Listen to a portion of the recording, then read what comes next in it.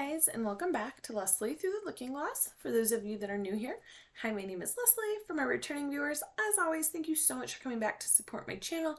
It really means so much. All right, guys, I am back with another Mental Health Monday video. I had a busy but pretty busy but laid back weekend, if that makes sense. It was all play this weekend, but just a lot of stuff. I went to the South Bend Broadway Fiddler on the Roof musical on Friday. Saturday, Amelia and I had a little sleepover at a local hotel to use the swimming pool and hang out.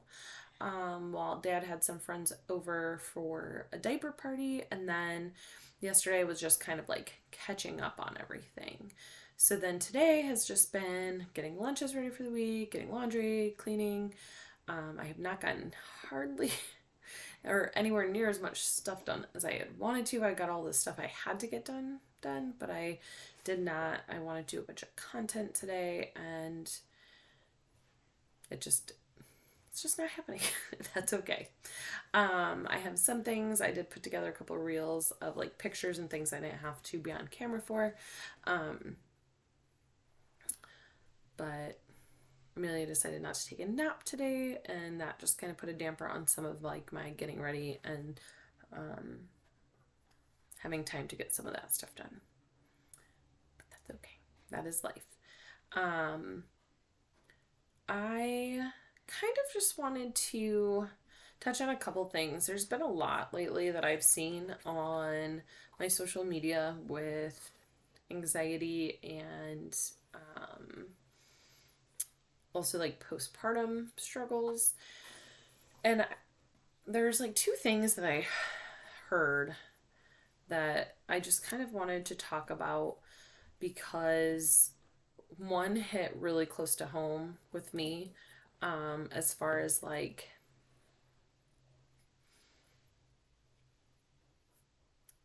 how the perspective changes when you're diagnosed with anxiety or depression or whatever it may be. But I follow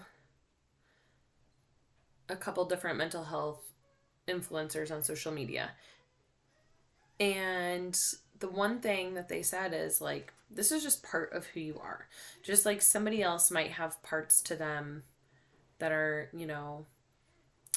they have a quirk or a habit or whatever, and that's just part of who they are, and that's how they live their life.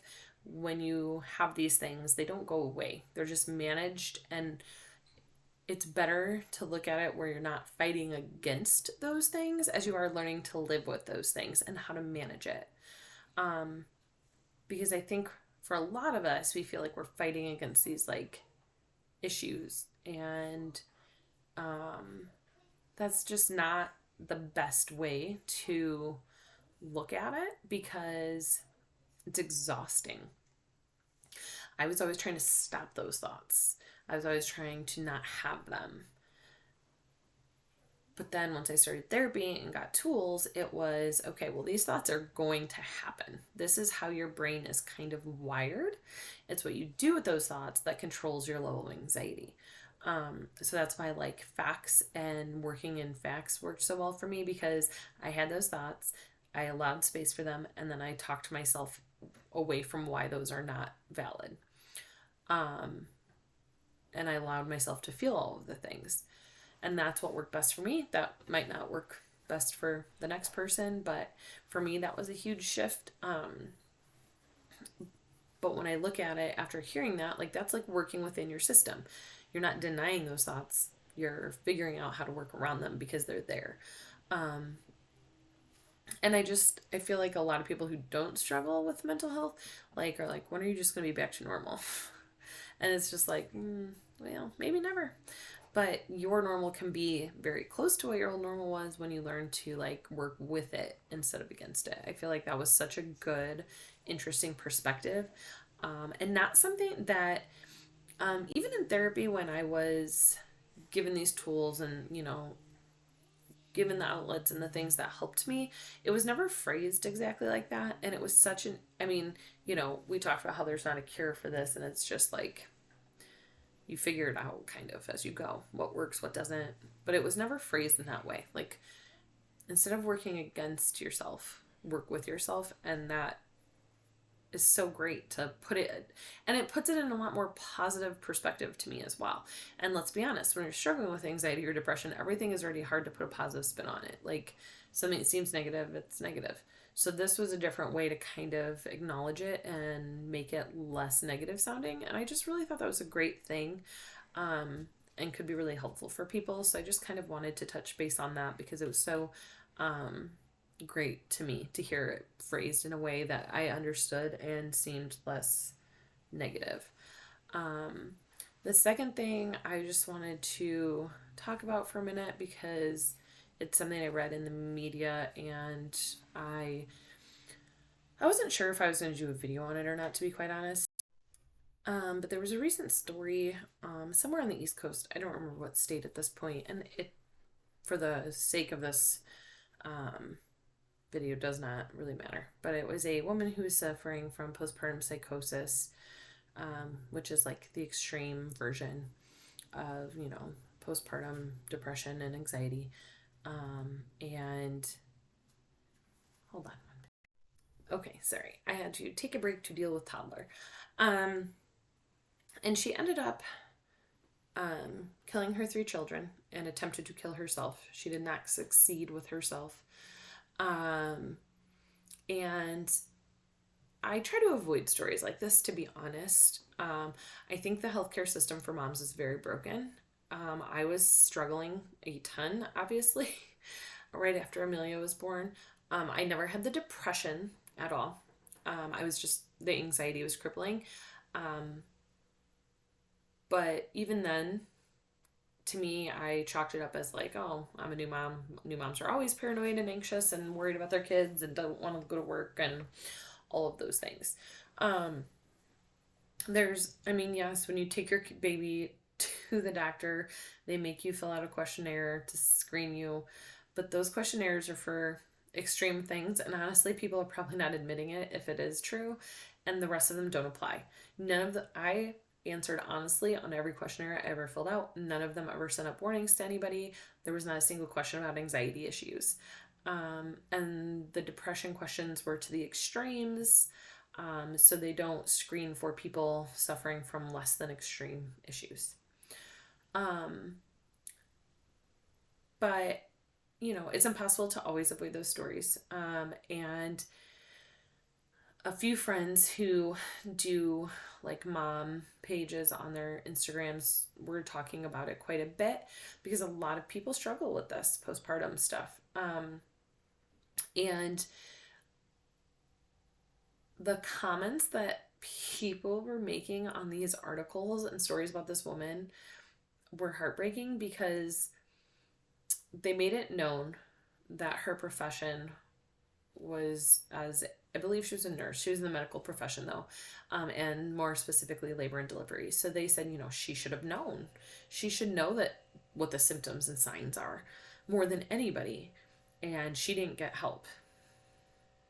And as somebody who only got help because I thought medically something was incredibly wrong with me, it is so disheartening to see that. The misconceptions of how this works is just wild to me. And it's sad and very defeatist. Like, these people are, acting like this woman chose to be this way, and made choices to continue to stay that way. She was getting help. It had got caught on screenings and she was getting help. But obviously it was not enough. And I can't even imagine. But for people to judge something that so many people don't understand is just horrible. And as somebody who had, I have so many great people in my life. I have a really good support system. When I need somebody to build me up, I have a husband, I have parents, I have in-laws that will all help me if I need it. Um, I have friends on Instagram that if I needed help and reached out, they would be there. I have friends in real life that if I called them and said, I need this, they're there. But that doesn't mean that those people can know and fix something that nobody knows is an internal struggle, right? Like, nobody knew the depths of what was going on in my head until after the fact when I went to the doctor and the doctor was like, hey, this is what I'm seeing. So it's just hard. And again, I'm not really like, I don't have a great purpose behind this, just that this is why, to me, it is so important to have these Mental Health Monday topics and to talk about them and to make them be more in your face. And this isn't even in your face, right? Like, you're only going to seek out these if you're willing to watch them and want to see them. But if somebody stumbles across it and it's just one person who has a different perspective, like, great. Or the fact that it exists when people don't think it may. Right? Like, it needs to be talked about. It needs to make people uncomfortable. Like, I have zero problem talking about it, but I can easily pick up when other people are uncomfortable with me talking about it. And it used to make me kind of like, okay, maybe I shouldn't talk about this so much. But it's the opposite now. I'm sorry it makes you uncomfortable, but I'm still going to speak my experience because people need to speak their experience so that we can catch more of these things before horrible things happen. Like, this woman, is going to live, I can't even imagine what her brain will do to her. And it sucks. And there's no winner in that situation. Like, we need to do better as a society dealing with mental health and seeing the signs of mental health, not thinking that these people are choosing to live this way. Nobody wants to live this way. Nobody wants to live where they are struggling and dealing with these awful things, working so hard every day to feel normal or have normal responses to things or complete normal tasks that nobody else would have to think twice about in their life. Nobody wants that, right? None of us enjoy it. That's not fun for anybody. But it's our life. It is what we have to face every day. And I can't imagine what it would be like for other people to get a glimpse into how we feel all the time. And I wouldn't wish that on people per se because it sucks and it's hard. But the good news is there are plenty of ways to do better. And I'm not talking about like us doing better. I'm talking about the world and accepting and hearing and not making this such a negative stigma. And that's why I will continue doing these videos every week. That is why I will ramble about what's going on in my life each week, to just continue having that conversation, whether it's something important to talk about or something less important. The conversation will always happen on this channel for that reason. Because one day there will not be a stigma that is as negative as it is now. And one day there will be better things in place to help people who are struggling. There will be more affordable and easily accessible options for people who are struggling. Because it's crazy in this day and age that there's so much still that we fight against. But yeah, I guess that kind of turned into a longer rant than I planned on.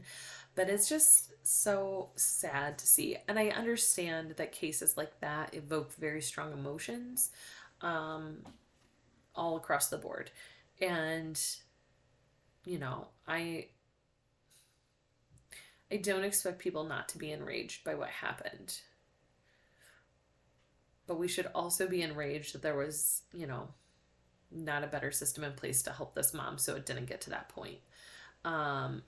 We should also stop blaming people when we don't know the story. We should not blame people for not getting help.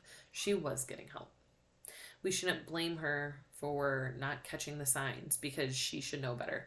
No, when you are in it and you are buried in anxiety, grief, depression, whatever it is, obsessive compulsive, whatever it is, whatever area you are in over your head with, you don't know that you're in over your head.